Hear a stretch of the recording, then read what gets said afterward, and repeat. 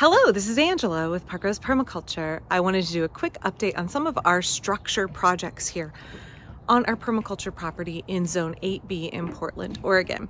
So the first one is behind me. We've had very slow progress on our greenhouse that we are building out of old reclaimed windows. So I wanted to show you where that progress is right now because several folks have asked. And then I want to talk really quickly about the progress on our shed kit.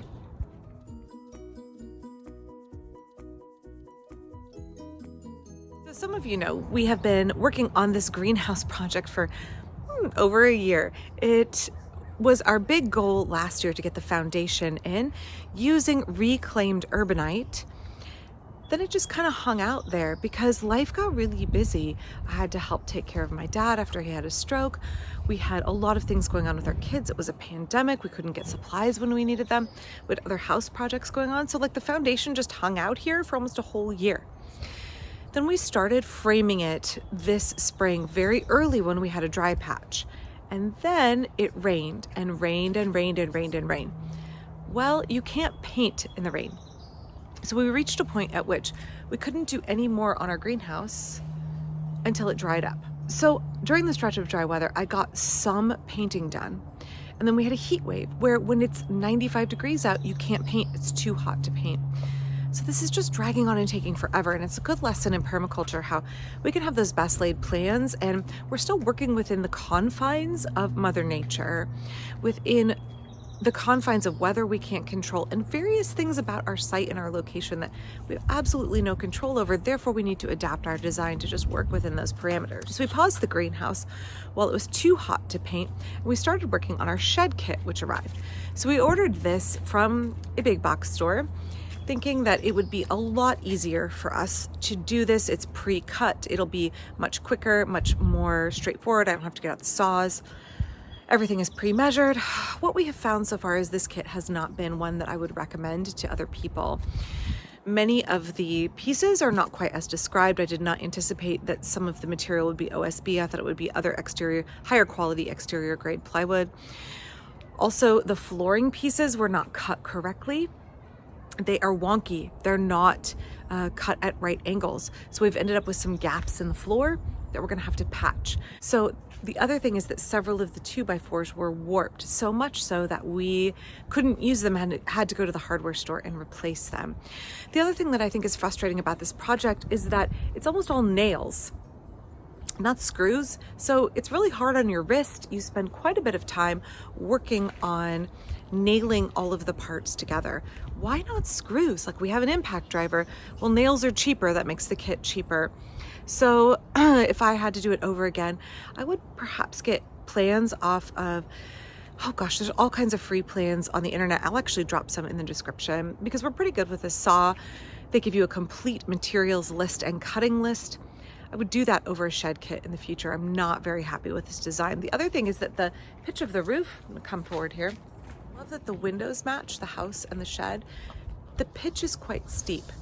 So roofing materials are not included. Hi, George, are not included in the shed design, in the shed cost, in the kit itself. There is a list of what you can go and purchase. So it's probably an additional $650 to go purchase the roofing material. When you're thinking about the cost of a shed, the roof is not included. Also, the foundation is not included. That's a whole other thing. So for us, we are thinking about a pitch here that is much steeper than we anticipated. And I think we're going to be hiring help to get this finished, to get the roofing done, because my husband's 46 and I'm 43 and we don't want to be on a steep roof. We want someone who's skilled and insured doing that. So overall, the shed kit is now at a pausing point while we get the roof finished, and the weather has cooled off enough that, panning back to the greenhouse, I've been able to finish painting. So we got the roof trusses here painted. I got all of this painted on a ladder. If I had to do it again, I don't know that I would do a greenhouse design using old reclaimed windows. I know that it's a really efficient use of resources. It's budget friendly to an extent. Lumber is very expensive and the lumber in the hardware stores is very low quality since the pandemic started. Pre-pandemic, this would have been half the cost and the lumber quality would have been higher. Yes, we're using a free door that we scrounged. We probably spent $40 on windows. The lumber was obscene. I'm not happy about how much we had to spend, and the quality has decreased dramatically in hardware stores. The other thing is that there is so much flipping surface area in a design like this. It has taken forever for me to paint it. I even had Ruth help me out just a little bit. It has been really a long project where I have to paint early in the morning or in the evening, like now, when there's not blazing sun and it's not too hot to be painting. But it's just taken a really long time. But it feels like it's coming together and it's starting to look like a greenhouse. So we're going to be filling in with the sections of the siding, filling in some of the gaps here, and then we're going to start adding the windows. And then it's going to be a functional greenhouse. So I'm really excited about that. Oh yeah, and we have to get the polycarbonate roof up. So lots left to go, but it feels like we're making good progress. So I want to say thank you to those who have inquired how our building projects are going. It's really important that we include those functional structures in permaculture. That are going to enhance our design and enhance our resilience. A greenhouse, good investment in time and resources and skills.